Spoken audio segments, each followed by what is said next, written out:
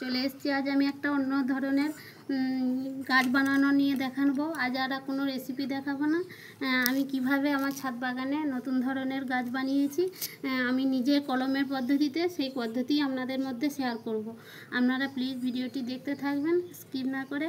আর এই ভিডিওটি এই কলমটি গুটি কলম দেখাবো। এই গুটি কলমটি করার জন্য যা যা লাগবে আপনাদের দেখে নিন। এই যে লাগবে একটি সেলো টিপ, বাঁধার দড়ি, যে কোনো দড়ি হলেই চলবে।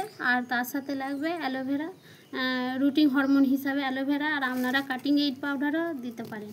আর লাগবে একটি ঘরে থাকা যে কোনো পলিথিন হলেও চলবে।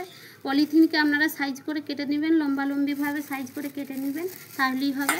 আর লাগবে এই মিডিয়া হচ্ছে এই মাটি প্রস্তুত করে নিতে হবে। এই দোআঁশ মাটি হলেও চলবে, তার সাথে আপনার গোবর সার মিশ্রিত মাটি হলেও চলবে।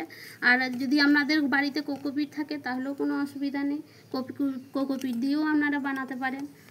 তাহলে চলুন আমি আমার নিজের গাছের লেবু গাছে কলম করা দেখাবো। আমি চলে এসেছি আমার নিজের ছাদ বাগানে লেবু গাছের কাছে। এটা আমার নিজের হাতে কলম করা গন্ধরাজ লেবু গাছ। এই যে দেখুন কত লেবু ধরে রয়েছে। এই গাছটিতে আমি কলম বেঁধে দেখাবো। আর এটা আমার আগের কলম বাঁধা, এটাও সামান্য অল্প শিকড় বেরিয়েছে। আপনাদেরকে পরের ভিডিও এটা শেয়ার করব। এখন আমি এটা বানিয়ে দেখাবো কলম করে।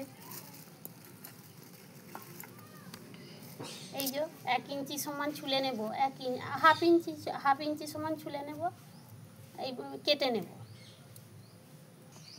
বলবো হ্যালো বন্ধুরা, দেখুন এই যে আমার হয়ে গেছে, হাফ ইঞ্চি সমান কাটা হয়ে গেছে। এবার এটাকে ভালো করে ছুলে নেব।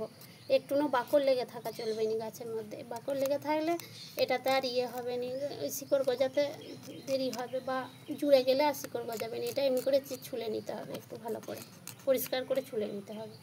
হরমোনটা ব্যবহার করব, সেটা আমি দিয়ে দেবো এবারে এটার মধ্যে।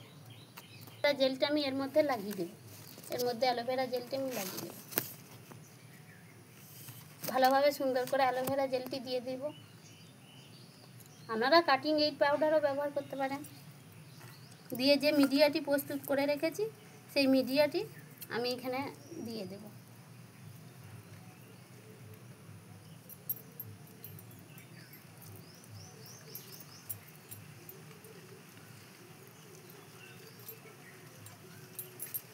এবার যে পলিথিনটা নিয়েছিলাম, এই পলিথিনটি ভালোভাবে এর মধ্যে পেঁচিয়ে দেব।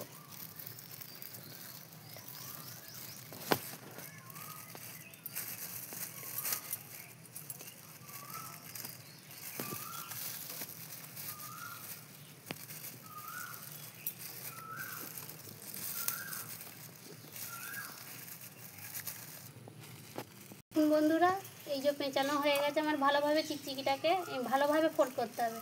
ভালোভাবে ফোল্ড করে এবারে আমি দড়ি দিয়ে নিচের অংশটা প্রথমে বেঁধে নেব। একটুও বাতাস ঢোকা চলবে না, করে বেঁধে নিতে হবে। দেখুন বন্ধুরা, নিচেটা পেঁচানো হয়ে গেছে। এবার আমি উপরটাও ভালোভাবে ওইভাবেই অমনি করে সুন্দর করে বেঁধে নেব। এই ভালো করে না বাঁধা হলে এর মধ্যে কোনো পোকামাকড় বা মাছি ফাঁচি প্রবেশ করা চলবে না। প্রবেশ করলে এর মধ্যে ভালোভাবে বাঁধবে না, কলমটা ভালো বাঁধবে না। দেখুন বন্ধুরা, হয়ে গেছে আমার বানানো। এই